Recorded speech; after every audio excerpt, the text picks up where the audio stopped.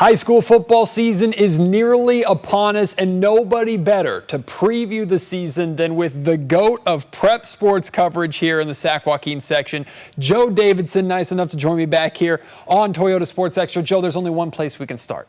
Week 1, nationally televised on ESPN, Folsom Bulldogs, Grant Pacers. It's like the Super Bowl right out the gate. This is huge for our area. It's fantastic for this area. We've seen this act before. Right when this area really got strong in high school football, it's always been strong, but it really took a surge in about 2010 when Folsom and Grant played an opener on ESPN. Grant won that game. Folsom got the rematch in the section finals, won its first state championship.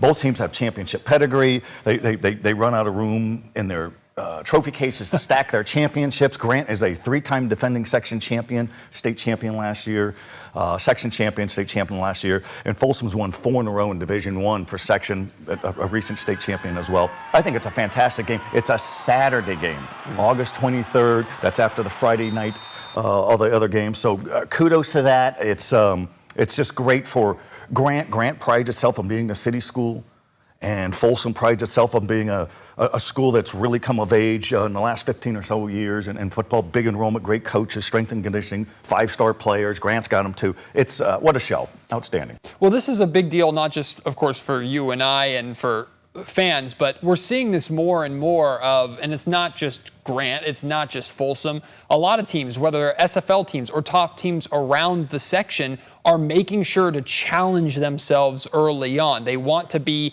battle-hardened by the start of league play, and they want to be playing their best football by the time we're talking playoffs and the weather's getting a little bit colder outside. Joe, how important do you think that? I love asking coaches this question, but for you that's watched so much prep football, how important is that for these teams to challenge themselves and iron sharpen iron right out the gate? And it sounds like an old cliche, you got to beat the best to be the best and things like that. It's vitally important. And the powerhouse programs, they really have an obligation, to test your program, see how good you're going to be. And for all of the powerhouse programs, there's more programs struggling just to survive. So they're not going to play those ambitious schedules. And our Sacramento Bee Team of the Decades for the 1990s, Grant Pacers. Team of the Decade for the 2000s, Grant Pacers. Ambitious early scheduling by other teams against Grant helped them close the gap. And then here comes Grant again, and then Folsom was the Team of the Decade in the 2010s, halfway there to this decade on their way to doing it again, so it's the perfect Titans clashing. But what coaches will say, Matt, is we got to find out what we have. Are we tough enough? Can we handle athleticism? Can we handle different kind of offenses? You'll find out against these juggernaut programs. Grant got smoked by De La Salle last year, got smoked by Lincoln of San Diego.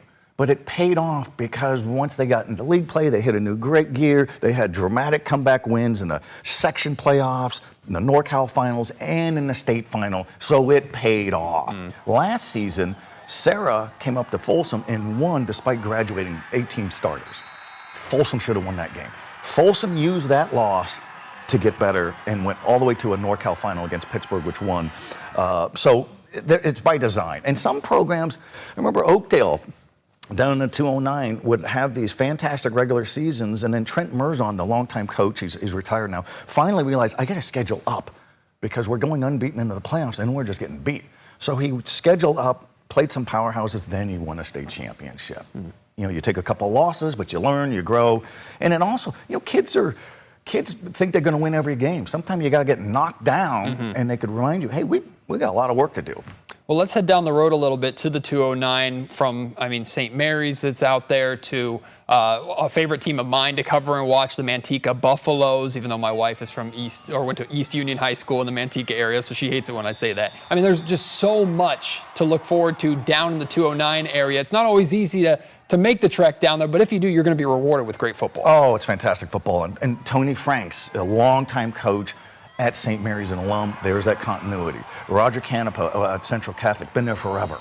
And he's been there a long time. He's the winningest coach in section history. He's a fabulously funny guy, great football coach. Oakdale's got a tradition. And St. Mary's plays tough. They play De La Salle every year. They're going to play at Oak Ridge in El Dorado Hills early in the season. That's another team to really keep an eye on. That's a powerhouse program. And Casey Taylor, we both know Casey Taylor, whether he was at Del Oro, Capital Christian, or now at Oak Ridge at his alma mater, he schedules up. They open at Frontier of Bakersfield, state rate program. And then they'll play a San Diego powerhouse. Why do you do it? To find out what we have. And if you have trips to Southern California, well, that's a bonding experience too. And so last year I think they started off 0-3. They wound up in the section finals because they got better because of the scheduling. So whether Matt, it's not just the large schools, the small schools are terrific in this area, whether it's the Castro Robley Rams of Orangevale with Chris Horner, longtime coach. Fantastic. Continuity.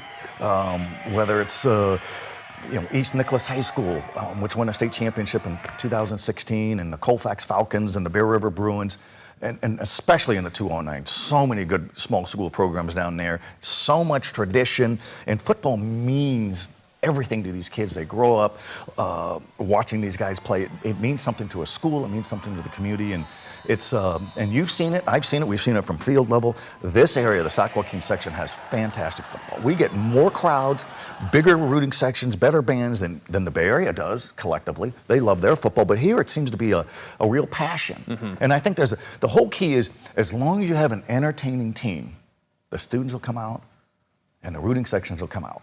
And the rooting sections know they're competing with the other rooting sections. You do it when you get the little B-roll, and so it just makes it a great product. And I'm thinking we're going to have another fantastic season. All these newer schools over the years have not watered it down. It's made it stronger. There's two teams in Lincoln that I love paying attention to. The 12 Bridges Raging Rhinos, who have known nothing but success immediately. It's incredible. And then you got the old guard, right? Yes. The Lincoln Fighting Zebras, who have worked their way back into this place of you can't push them around. I'll even go a little bit further, too, because one of my favorite matchups that I watched last year was Lincoln versus Wheatland. Wheatland had a phenomenal season last year. They actually just hosted Sac State, the football team out there, or are going to host the football team for a practice, which is pretty cool. I mean, you just keep going down Highway 65. The football out there is fantastic. It is. And another one up there near the Wheatland area general is the Sutter Huskies. And those are small schools. Sutter and Wheatland were in the northern section, which is the section that goes up to the Oregon border. They came into this section,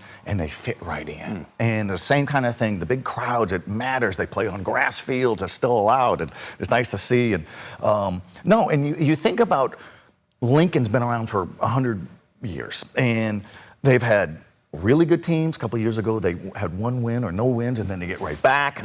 So those kids stuck there. When you have a new school that opens, like 12 Bridges, it carves into the enrollment. We saw it throughout the Elk Grove Unified. We saw it with all the rise of the Placer County schools when they opened in the last 30 years. But Chris Bean is one of these fantastic coaches. He was our Sacramento Bee Coach of the Year last year. Immediate success. They were 14-0 last season after being in a section final the year before, and then they lose in the state final. But Coach Bean said, we're okay with this. This is unprecedented. Right. And so good for them. They had a Midnight Madness type of football kickoff, as soon as you were allowed to have all the gear. And they got youth programs and JV and freshmen and parents who care and fans and sponsors signs all over the place. They have arrived in a hurry. And Chris Breen's a real treat. He enjoys this. He's from Colfax. He was a quarterback there some 30 years ago. He lived that small school experience. And these guys will work themselves to a lather, to the point of exhaustion. Yeah, but it's high school, but it means everything to those kids in that community and to the coaches. So small school, medium, large, we got it. We got it around here. The whole point of this conversation should be there is no excuse for you not to find a good football game or 10 on Friday night every single night from now to around December time. What keeps you so energized to keep doing this? I've been at the Sacramento Bee since 1989. I tell people I was about 10 years old, give or take 10 years. It's still a great gig. It was pre-internet. I still am fired up about the games. I'm still curious about who the coaches are, what's going on with the cheerleaders and the rally squads, and because they're all such a big family. We'll in the coming weeks at the Sacramento Bee, we're going to do player lists, best players, best running back, best quarterback, and there's just too many guys, which is a great problem. Joe, it's shaping up to be another fantastic season. You got us covered all season long over at the Sacramento Bee. Always a pleasure to have you in, my friend. Thank you so much for joining us. Thank you.